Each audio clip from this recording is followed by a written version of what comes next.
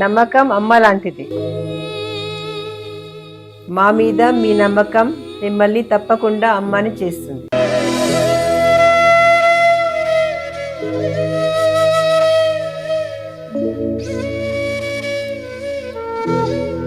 నేడు ఎంతో మంది మా మీద నమ్మకంతో అమ్మాయారు. మీకోసం అమ్మతనం ఎదురు చూస్తుంది. వివరాలకు సంప్రదించండి. Kiran infertility centre, Hyderabad, Bengaluru, Chennai, Delhi. ఎంతో మహానుభావుడవు నీవు, ఎంతో చక్కని దేవుడవు. మొదలా శ్రీ గురుభ్యో నమః. హరి ఓం. శ్రీ మహాగణాధిపతయే నమః. శ్రీ మహాసరస్వత్యై నమః. శ్రీ గురుభ్యో నమః. హరి ఓం. తల్లి నిన్ను దలంచి పుస్తుగము చేతంబూనితిన్, నీవు నాయుల్లంబందున నిల్చి జృంభణముగా నుక్తుల్ సుశబ్దంబు శోభిల్లన్ బల్కుమో నాదువాకునను సంప్రీతిన్ జగన్మోహిని పుల్లాబ్జాక్షి సరస్వతి భగవతి భారతి పూర్ణేందు బింబాననా.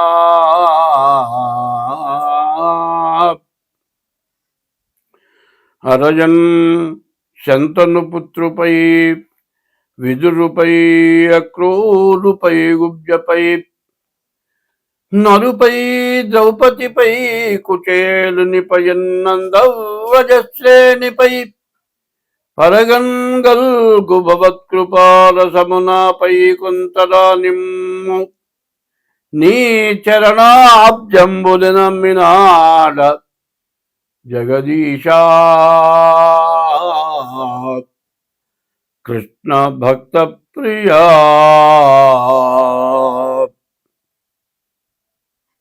యుగాలు 4. మొదటిది కృతయుగం, రెండోది ద్వాపర యుగం, రెండోది త్రేతాయుగం. మొదటిది కృతయుగం, రెండోది త్రేతాయుగం, మూడోది ద్వాపర యుగం, నాలుగోది కలియుగం. యుగాలు 4. ఇప్పుడు జరుగుతున్న యుగం కలియుగం. ఈ కలియుగం అనేది ఆది యుగం. మొట్టమొదట వచ్చిందని యుగాది అన్నారు. అంటే సంవత్సరాది అంటారు. సంవత్సరాది కాదు, యుగాది. యుగ ఆది అంటే యుగం ప్రారంభమైన రోజు యుగాది అన్నారు. ఈ యుగాది చాలా విశేషమైంది. ఈ సంవత్సరం, ఈ యుగాది పేరు ఏమిటంటే పరాభవనామ సంవత్సరం. 19/3/2026 ఇది పరాభవ నామ సంవత్సరం. ఈ పరాభవ నామ సంవత్సరానికి అర్థం ఏంటంటే పరుల చేత భంగపడటం పరాభవం, ఇతరుల చేత వంచింపబడడం జరుగుతుందని. అయితే ఇటువంటిది మనకు జరగకుండా ఉండాలి. ఎవరికైనా ఒకళ్ళ చేత మాట పడటం అంటే చాలా కష్టం. అటువంటి పరిస్థితి రాకుండా మనం అందరం కూడా తలగా ఎత్తుకొని తిరగాలి. ఏ బాధ లేకుండా సంతోషంగా ఉండాలి. అట్లా ఉండాలి అంటే ఈ యుగాది సంవత్సరాది రోజున మనం పంచాంగ శ్రవణం అంటారు. పంచాంగం అంటే తిథి, వారం, నక్షత్రం, యోగం, కరణం, ఈ 5 కలిసి పంచాంగం. ఈ పంచాంగ శ్రవణం చేయాలి. ఈ పంచాంగ శ్రవణం ఎందుకు చేయాలి అనేది చెప్పుకుందాం. శ్రీకళ్యాణ గుణావహం రిపుహరం దుస్వప్న దోషాపహం గంగా స్నాన విశేష పుణ్యఫలదము గోదానతుల్యం నృణాం ఆయుర్వృద్ధిదముత్తమం శుభకరం సంతాన సంపత్ప్రదం నానాశాస్త్ర సుసాధనం సముచితం పంచాంగమాకర్ణ్యతాం. ఈ పంచాంగం ఎందుకు వినాలి? వింటే మనకు వచ్చేది ఏమిటి? శ్రీకళ్యాణ గుణావహం. మన ఇంట్లో ఎప్పుడు శుభం జరగాలి, అశుభం జరగకూడదు, మంచి జరగాలి. మనకు శత్రువు అనేవాళ్ళు ఉండకూడదు, మనకు శత్రుత్వమే ఉండకూడదు, మన మీద ఎవరికి శత్రుత్వం ఉండకూడదు, చెడు కళలు రాకూడదు. చెడు కళలు వస్తే మన ఇంట్లో ఎవరో చచ్చిపోయినట్టు కళ వచ్చింది అనుకోండి, కళ్ళని ఏడుస్తారు, తీరా లేస్తారు, కళ్ళు చూస్తారు. చూసినా కూడా ఆ మనిషి చచ్చిపోయినాడు, ఎక్కడున్నాడు, ఏమైపోయింది, కటికని చూస్తారు. ఆ మనిషి కనపడేంత వరకు కడుపులో ఆవేదన. ఇది దుస్వప్నం. ఇటువంటి చెడు స్వప్నాలు రాకూడదు. మరి గంగా స్నాన విశేష పుణ్య ఫలదం. గంగా స్నానం చేయాలి. గంగా స్నానం చేస్తే విశేషమైన పుణ్యం వస్తుంది. ఈ గంగా ఎటువంటిది? హరిపాదోద్భవీం గంగాం అన్నారు. విష్ణుమూర్తి యొక్క పాదాల యందు నుంచి ఉద్భవించి భూలోకంలోకి గంగ వచ్చింది. ఈ గంగ అసలు ఎక్కడుంది? హిమాలయాల మీద పరమేశ్వరుడు ఉన్నాడు. పరమేశ్వరుడు శిరస్సున గంగ పెట్టుకున్నాడు. ఆ గంగ ఒక్క బొట్టు విష్ణుమూర్తి యొక్క పాదాల యందున పడ్డది. ఆ గంగ ప్రపంచం మొత్తం వచ్చేసింది. మరి హరిపాదోద్భవీం గంగాం అన్నారు.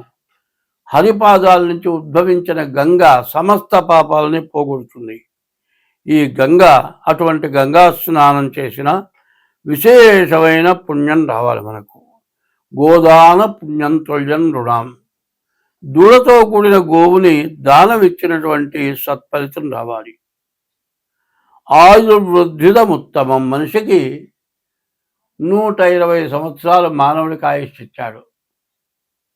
మరి ఇప్పుడు ఒక ఆయన ఉత్తర దేశంలో 145 సంవత్సరాలు ఇప్పుడే బతుకున్నాడు. ఇంకా అటువంటి ఆయుష్ కలగాలి. ఆయుర్వృద్ధిదముత్తమం శుభకరం. అటువంటివి మంచి జరగాలి. సంతాన సంపత్ప్రదం. మంచి సంతానం కలగాలి. నానా శాస్త్ర సుసాధనం. అనేక శాస్త్రాలు ఉన్నాయి. ఒక్క శాస్త్రం చదవడమే చాలా కష్టం.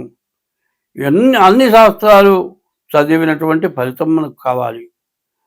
ఇవి చదివితే మనకంత మంచి శక్తి, జ్ఞానం వస్తుంది. ఇవన్నీ చేసినటువంటి ఫలితం ఉగాది సంవత్సరాది పండుగ రోజున ఈ పంచాంగ శ్రవణం చేస్తే ఇవన్నీ వస్తాయి. ఎటువంటిది? శ్రీకళ్యాణ గుణావహం రిపుహరం దుస్వప్న దోషాపహం గంగా స్నాన విశేష పుణ్యఫలదం గోదాన తుల్యం నృణాం ఆయుర్వృద్ధిదముత్తమం శుభకరం సంతాన సంపత్ప్రదం నానాశాస్త్ర సుసాధనం సముచితం పంచాంగమాకర్ణ్యతాం. ఈ పంచాంగం వింటే అంత మంచి ఫలితం వస్తుంది. కాబట్టి సంవత్సరాది పండుగ రోజున ఉదయం పూట తెల్లవారుజామున లేచి తల స్నానం చేసి దేవుడి దగ్గర దీపారాధన చేసి మామిడి ఆకు తోరణం వాకిలికి కట్టి దేవుడికి పూజ చేసి దేవుడికి నివేదన పెడతాం. ఏం పెడతాం? వేపపూత ప్రసాదం అంటారు. ఇది ఏమంటారు? మామిడాకు, మామిడి కాయ, మామిడికాయ తురిమి, మామిడికాయ తురుము, తర్వాత వేపపూత, తర్వాత చింతపండు, తర్వాత బెల్లం, షడ్రుచులు అంటారు. పులుపు, ఉప్పు, తీపి, చేదు, వగరు. ఈ షడ్రుచులు కలిగినటువంటి ప్రసాదాన్ని మనం తీసుకుంటాం. ఇది దేనికి? మన ఆరోగ్యం బాగుపడుతుంది, మంచి జ్ఞానం కలుగుతుంది. తర్వాత ఇన్ని రకాలు నాలుక తగలగానే ఒళ్ళు గగురు పొడుస్తుంది.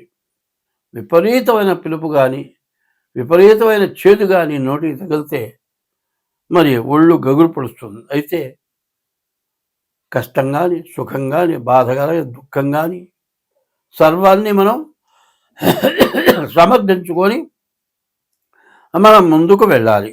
కాబట్టి ఈ వేపపూత ప్రసాదం తినాలి ఈ సంవత్సరాది పండుగ రోజున. ఇది పంచాంగ శ్రవణం.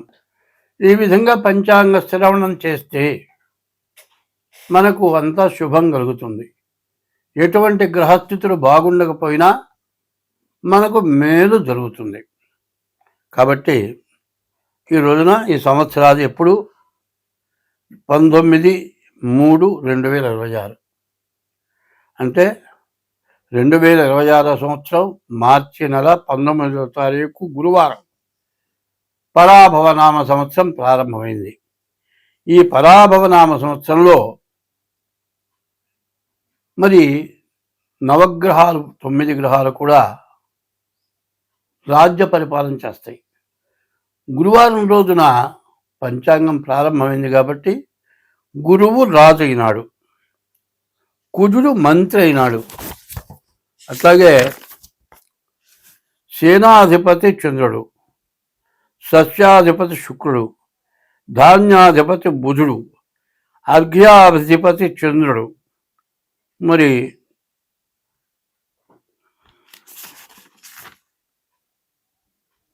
అర్ఘ్యాధిపతి చంద్రుడు, మేఘాధిపతి చంద్రుడు, రసాధిపతి సూర్యుడు, నీరసాధిపతి శుక్రుడు. ఇట్లా 9 గ్రహాలకి 9 యొక్క స్థానాలు వచ్చినాయి. మరి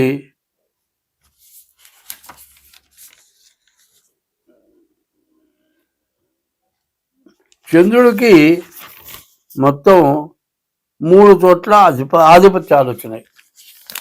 మరి సూర్యుడు మరి గురువు రాజు అవటం, గురువు బ్రాహ్మణ గ్రహం కాబట్టి అంతా మేలు జరగటానికి అవకాశం ఉంది. ఈ గురువు వల్ల మరి బియ్యం, మరి వెన్న, నెయ్యి, పంచదార ఇటువంటివన్నీ కూడా బాగా పంట పండుతాయి. మరి ధరలు బాగా పెరుగుతాయి. సస్యాధిపతి శుక్రుడు అవటం చేత ధాన్యాలు, మరి తెల్ల ధాన్యాలు, తెల్లటి భూములు బాగా పండుతాయి. ధాన్యాధిపతి బుధుడు అవటం చేత వర్షం మధ్యమ వర్షం, సమస్త జనం కూడా గాలి మబ్బుల వల్ల ఎక్కువ భయం కలుగుతుంది. అర్ఘ్యాధిపతి చంద్రుడు, అన్ని రకాల సస్యాలు ఫలిస్తాయి. తేనె, రసములు, ఉప్పు, మణులు, శంఖములు, చేపలు, గోధుమలు, ఆహార ధాన్యాలు, వస్త్రాలు, జొన్నలు, సజ్జలు, పంచదార, బెల్లం, పెట్రోలు, ఇతర నూనెలు, వెన్న, నెయ్యి, పాలు, పెరుగు, తమలపాకులు, వెండి, బంగారం బాగా దొరుకుతుంది. మేఘాధిపతి కూడా చంద్రుడు. సర్వదేశములందు కూడా మంచి వర్షం కురుస్తుంది. ధాన్యాలన్నీ కూడా బాగా ఫలిస్తాయి. గోవులు బాగా పాలిస్తాయి. గోవులు సుభిక్షంగా ఉంటాయి. గోబ్రాహ్మణేభ్య శుభమస్తు నిత్యం, లోకా సమస్తా సుఖినో భవంతు. గోవు బ్రాహ్మడు ఎప్పుడు కూడా బాధ లేకుండా సుఖంగా సంతోషంగా జీవిస్తే లోకం మొత్తం బాగుంటుంది అని. మరి గోవులు బాగా పాలిస్తాయి. మరి సూర్యుడు రసాధిపతి. నెయ్యి, నూనె, బెల్లము, తేనె, వేరుశనగ, కొబ్బరి నూనె, ఆముదం, అవిసె నూనె, నువ్వుల నూనె, చింతపండు, నిమ్మ, నారింజ, మామిడి ఇటువంటివన్నీ కూడా బాగా ఫలిస్తాయి. నీరసాధిపతి శుక్రుడు. కర్పూరం, అగరు, చందనం, బంగారం, వెండి, ముత్యాలు, వస్త్రాలు బాగా దొరుకుతాయి. కొంచెం ధరలు మాత్రం పెచ్చుగా ఉంటాయి. ఇది నవనాయకుల యొక్క ఫలితం. అయితే ఇంకొక విషయం మనం పూర్తిగా తెలుసుకోవాలి. 27 నక్షత్రాలు ఉన్నాయి.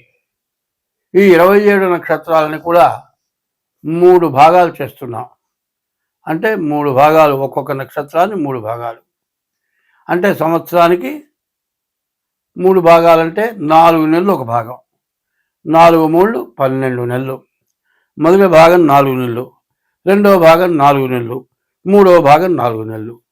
అట్లాగే అశ్విని దగ్గర నుంచి రేవతి వరకు 27 నక్షత్రాలకి కందాయాలు అంటారు. ఈ 3 కందాయాలు, మొదటి కందాయం 4 నెలలు, రెండవ కందాయం 4 నెలలు, మూడవ కందాయం 4 నెలలు, 12 నెలలు కూడా ఎట్టా ఉంది చూద్దాం. అశ్విని నక్షత్రం విషమే శ్రద్ధలాభస్యాత్. బేసి సంఖ్య వస్తే అర్ధలాభం.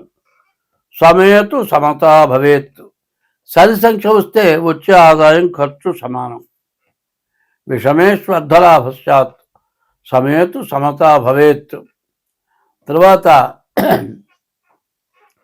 ఇప్పుడు అశ్విని నక్షత్రం 4 2 4 మొత్తం సమానమైన సంఖ్య వచ్చింది కాబట్టి వచ్చే ఆదాయం ఖర్చు సమానం.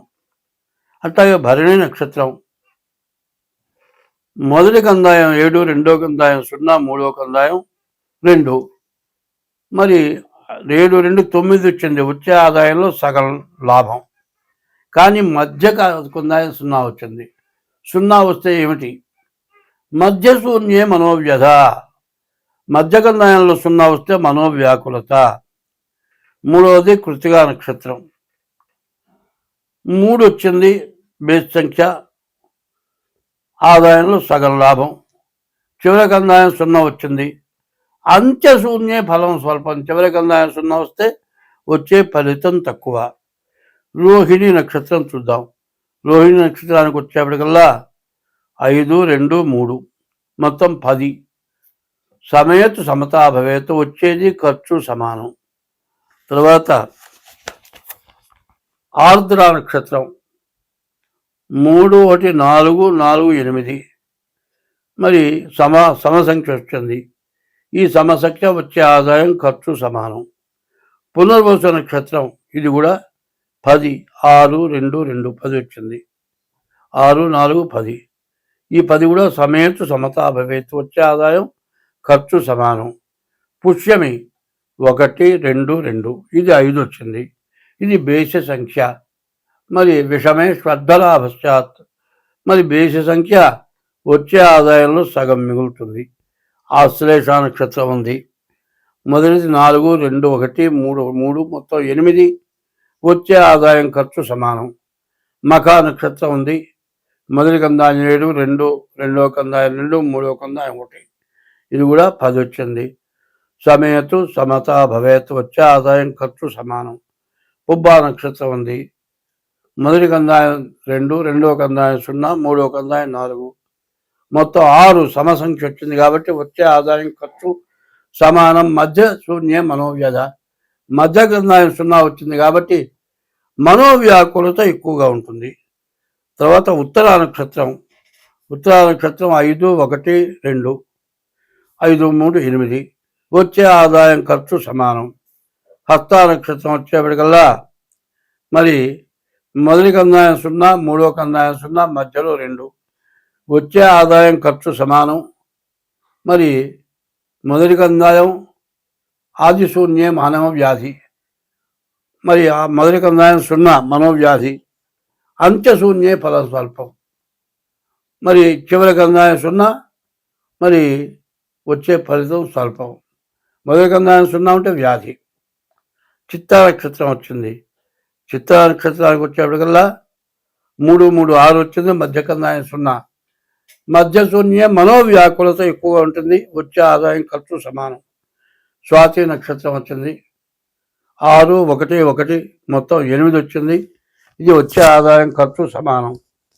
విశాఖ నక్షత్రం వచ్చింది. మరి 1 2 4 4 3 7 వచ్చింది కాబట్టి వచ్చే ఆదాయంలో సగం ఆదాయం మిగులుతుంది. అనురాధ నక్షత్రం 4 2 6 వచ్చింది. వచ్చే ఆదాయం సమానం, వచ్చే ఆదాయం ఖర్చు సమానం. మధ్య శూన్యం వచ్చింది, మధ్య కందాయం 0 వచ్చింది కాబట్టి మనోవ్యాకులత ఎక్కువగా ఉంటుంది. జ్యేష్ఠ నక్షత్రం వచ్చేప్పటికల్లా 8 వచ్చింది కాబట్టి వచ్చే ఆదాయం ఖర్చు సమానం. చివరి కందాయం వచ్చేప్పటికల్లా 0 వచ్చింది కాబట్టి అంత్యశూన్యే ఫలం స్వల్పం. నువ్వు చేసే కష్టానికి ఫలితం చాలా తక్కువగా వస్తుంది. మూలా నక్షత్రం సమసంఖ్య వచ్చింది, వచ్చే ఆదాయం ఖర్చు సమానం. పూర్వాషాఢ నక్షత్రం కూడా 6 వచ్చింది, వచ్చే ఆదాయం ఖర్చు సమానం. మధ్యగంధాయం 0 వచ్చింది కాబట్టి మనోవ్యాకులత ఎక్కువగా ఉంటుంది. ఉత్తరాషాఢ నక్షత్రం వచ్చేప్పటికల్లా మొదటి కందాయం 0, మరి ఆది శూన్యే మనోవ్యాధి. మొదటి కందాయంలో 0 వస్తే వ్యాధి. బేసి సంఖ్య వచ్చింది కాబట్టి వచ్చే ఆదాయంలో సగం ఖర్చు సగం మిగులుతుంది. శ్రవణ నక్షత్రం వచ్చేప్పటికల్లా బేసి సంఖ్య వచ్చింది కాబట్టి వచ్చే ఆదాయంలో సగం మిగులుతుంది. ధనిష్ట నక్షత్రం సమసంఖ్య 6 వచ్చింది కాబట్టి వచ్చే ఆదాయం ఖర్చు సమానం. అయితే రెండో కందాయం మూడో కందాయం 0 వచ్చినాయి. మధ్యశూన్యే మధ్యకందాయం 0 వస్తే మనోవ్యాకులత. అంత్యశూన్యే ఫలం స్వల్పం. చివరి కందాయం 0 రావటం, వచ్చే ఫలితం చాలా తక్కువ. శతభిష నక్షత్రం వచ్చింది, 1 1 3 మొత్తం 5 వచ్చింది కాబట్టి బేస సంఖ్య వచ్చే ఆదాయంలో సగం మిగులుతుంది. మరి పూర్వాభాద్ర నక్షత్రం 4 2 1 మొత్తం 7 వచ్చింది కాబట్టి ఈ పూర్వాభాద్ర నక్షత్రం కూడా వచ్చే ఆదాయంలో సగం మిగులుతుంది. ఉత్తరాభాద్ర నక్షత్రం కూడా 7 4 11 మరి బేస్ సంఖ్య వచ్చింది కాబట్టి వచ్చే ఆదాయంలో సగం మిగులుతుంది. మధ్యగంధాయం 0 ఉన్నది కాబట్టి మధ్యశూన్యే మనోవ్యాకులత ఉంటుంది. రేవతి నక్షత్రం 2 1 2 5 వచ్చింది కాబట్టి వచ్చే ఆదాయంలో సగం మిగులుతుంది. ఇది ఆదాయ వ్యయాలు. ఇవి కందాయ ఫలాలు చెప్పుకున్నాం. ఇప్పుడు ఆదాయ వ్యయాలు చూద్దాం. వచ్చే ఆదాయం అంతా ఖర్చు అంతా. మేషరాశి వాళ్ళకి 11 ఆదాయం, 5 ఖర్చు, 6 మిగులుతుంది. వృషభ రాశికి 5 ఆదాయం, 14 ఖర్చు, అంటే 9 ఎదురు పడుతుంది. మరి మిథున రాశికి వచ్చేప్పటికి 8 ఆదాయం, 11 ఖర్చు.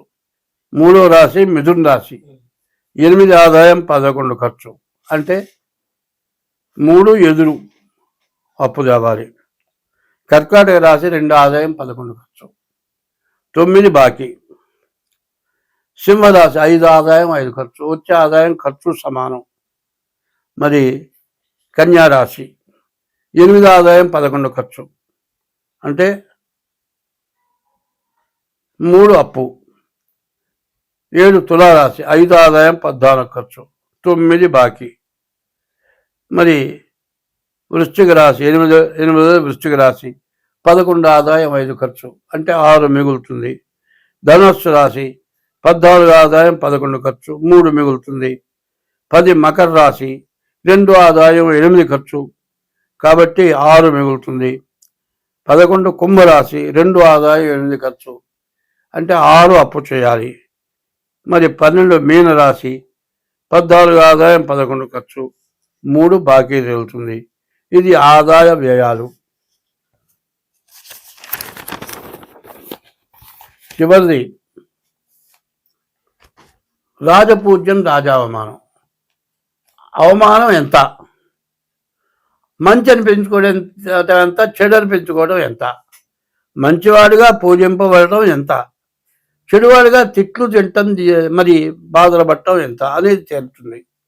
మేషరాశి 11 రాజపూజ్యం, 5 రాజావమానం. 11 చోట్ల పూజింపబడతారు, 5 చోట్ల అవమానపడతారు. 2 వృషభ రాశి 5 రాజపూజ్యం, 5 చోట్ల పూజింపబడతారు, 14 చోట్ల అవమానింపబడతారు. మిథున రాశి 8 చోట్ల పూజింపబడతారు, 11 చోట్ల మరి అవమానపడతారు. కర్కాటక రాశి 2 చోట్ల పూజింపబడతారు, 11 చోట్ల అవమానింపబడతారు. 5 సింహరాశి 5 చోట్ల పూజింపబడతారు, 5 చోట్ల అవమానపడతారు. 6 కన్యారాశి 8 చోట్ల పూజింపబడతారు, 11 చోట్ల అవమానపడతారు. 7వ రాశి తులారాశి. తులారాశికి 5 చోట్ల పూజింపబడతారు, 14 చోట్ల అవమానపడతారు. 8 వృశ్చిక రాశి. 11 చోట్ల పూజింపబడతారు, 5 చోట్ల అవమానింపబడతారు. 9 ధనుస్సు రాశి. 14 చోట్ల పూజింపబడతారు, 11 చోట్ల అవమానింపబడతారు. 10 మకర రాశి. 2 చోట్ల పూజింపబడతారు, 8 చోట్ల అవమానింపబడతారు. 11 కుంభరాశి. 2 చోట్ల పూజింపబడతారు, 8 చోట్ల అవమానింపబడతారు. మీన రాశి. 14 చోట్ల పూజింపబడతారు, 11 చోట్ల అవమానింపబడతారు. 2026వ సంవత్సరం పరాభవ నామ సంవత్సరం. ఈ పరాభవ నామ సంవత్సరంలో మకర రాశి. ఈ మకర రాశికి ద్వితీయానికి శని వచ్చాడు. ఏలినాడు శని చివరి భాగం, ఇంకా సంవత్సరంన్నర శని దోషం ఉంది. ఈ రాశి వాళ్ళు చాలా జాగ్రత్తగా ఉండాలి. ఏ ఖర్చు అయినా సరే ఆచి తూచి ఆలోచించి ఖర్చు పెట్టాలి. ఉన్నవి కదా అని ఎట్లా పడితే అట్లా ఖర్చు పెట్టకూడదు. కుదించి వాడుకోవాలి. పచ్చడి వేసుకొని తిన్నా పర్వాలేదు, కానీ రేపు అనే రోజుకి జాగ్రత్త చేసుకోవాలి. ఎందుకు అంటే విపరీతమైన అనవసరమైన దండగవారి ఖర్చులు, రోగాలు, వ్యాధులు, యాక్సిడెంట్లు, కాళ్ళు చేతులు విరగటం, హాస్పిటల్కు పాలవటము, మరి విపరీతమైన హాస్పిటల్ ఖర్చులు, మందుల ఖర్చులు రావటానికి అవకాశం ఉన్నది. రేపు అనే రోజుకి జాగ్రత్త పడాలి. అట్లా కాకపోతే అప్పులు చేస్తే విపరీతమైన వడ్డీలు, ఆస్తులు పోగొట్టుకునే పరిస్థితి వస్తుంది. ఈ రాశి వాళ్ళకి బుధుడు, రవి, శని, శుక్రుడు, గురువు ఈ గ్రహాలు బాగున్నాయి. ఈ రాశి వాళ్ళ పరిస్థితి ఏమిటంటే, మరి ఈ మకర రాశికి ఏలినాడు శని అయిపోయింది, కానీ మళ్ళీ శని వక్రించి మళ్ళీ ముందుకు వెళ్ళటం చేత అర్ధాష్టమ శని అవుతున్నాడు. ఈ శని వల్ల విపరీతమైన ఖర్చులు రావడానికి అవకాశం ఉంది. శుక్రుడు బాగున్నాడు, వివాహం జరుగుతుంది. మరి రవి బాగున్నాడు, మీ కీర్తి ప్రతిష్టలు వస్తాయి. చదువుకునే పిల్లలకు చదువు సాగుతుంది. వివాహం కాని వాళ్ళకి వివాహం అవుతుంది. కానీ అనవసరమైన దండగమారి ఖర్చులు, విపరీతమైన అనుకోని సమస్యలు వస్తాయి. దీనివల్ల కష్ట నష్టాలు వస్తాయి. కాబట్టి డేట్ ఆఫ్ బర్త్ ద్వారా జాతకం చూపించుకొని తగిన శాంతి చేయించుకోండి. మీకు అన్ని విధాలా బాగుంటుంది. స్వస్తి.